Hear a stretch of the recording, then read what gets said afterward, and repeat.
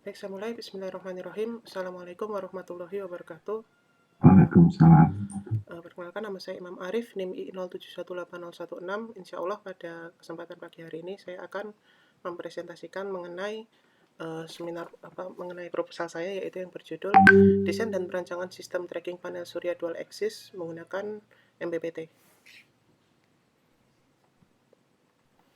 Yang pertama, pada bab 1, latar belakang, energi surya merupakan suatu energi alternatif yang tersedia dalam jangka waktu yang lama. Device elektronik yang digunakan untuk memanfaatkan energi surya adalah panel surya. Panel surya merupakan komponen semikonduktor yang dapat mengkonversi energi surya menjadi energi listrik. Namun, karena tingkat penyinaran energi surya yang berbeda-beda, menyebabkan daya keluaran dari panel surya bervariasi dan tidak maksimal. Sehingga diperlukan suatu pemodelan pada panel surya untuk mendesain dan mensimulasikan algoritma MPPT untuk menjaga titik kerja dari panel surya. Adapun rumusan masalah dan tujuannya, yang pertama rumusan masalah, bagaimana perancangan mekanik dari dual axis, kemudian yang kedua, bagaimana aplikasi PV menggunakan MPPT, dan yang ketiga adalah bagaimana perbandingan nilai keluaran daya efisiensi PV klasik dibandingkan dengan PV dual axis metode MPPT. Adapun tujuannya, yang pertama adalah memodifikasi konstruksi solar tracker dual axis menggunakan MPPT yang sudah ada untuk mengoptimalkan daya keluaran. Kemudian yang kedua adalah memodifikasi solar tracker dual axis menggunakan MPPT yang sudah ada, kemudian membandingkannya dengan metode PV klasik. Kemudian masuk ke bab 2, adapun beberapa komponen yang saya gunakan. Yang pertama adalah panel surya.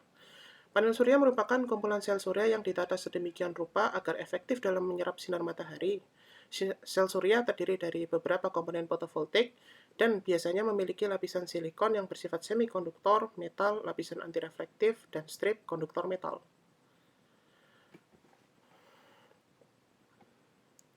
Kemudian, komponen yang kedua adalah LDR. Sensor LDR atau Lag Dependent Resistance adalah komponen yang nilai resistansinya berubah karena adanya cahaya yang mengenai sensor tersebut. Dan rencananya nanti saya akan gunakan 4 ya. Jadi di sini akan saya kasih sekat agar cahayanya itu bisa akurat seperti itu.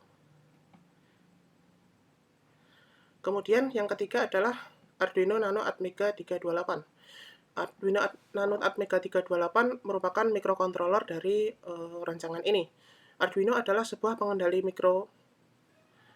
microboard tunggal yang bersifat open source. Kemudian prinsip kerjanya dari Arduino Atmega 328 nanti untuk menggerakkan panel surya 2 axis ini, keluaran dari sensor LDR diolah oleh Arduino Atmega 328 dengan menggunakan bahasa pemrograman. Kemudian terjadi dua proses. Yang pertama adalah tracking, dan yang kedua adalah pengisian energi listrik ke dalam baterai. Kemudian komponen utama sistem ini adalah LDR, motor DC, mikrokontroler Arduino Atmega 328, panel surya, dan juga baterai. Kemudian motor DC.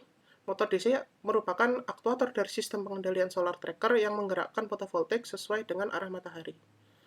Penjejak matahari memanfaatkan polaritas dari motor DC, yang apabila menginginkan polaritas ke kanan, maka diberikan tegangan positif, sedangkan apabila menginginkan polaritas ke kiri, maka diberikan tegangan negatif.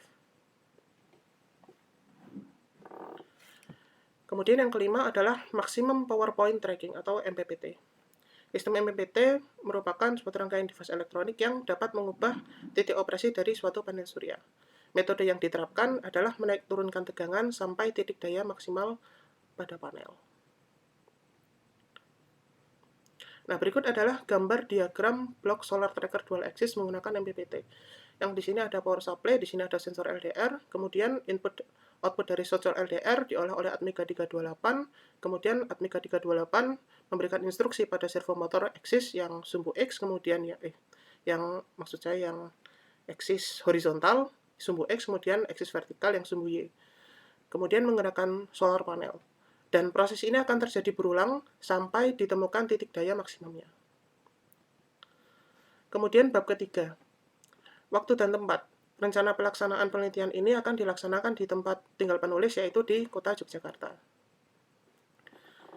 Kemudian tinjauan mutakhir.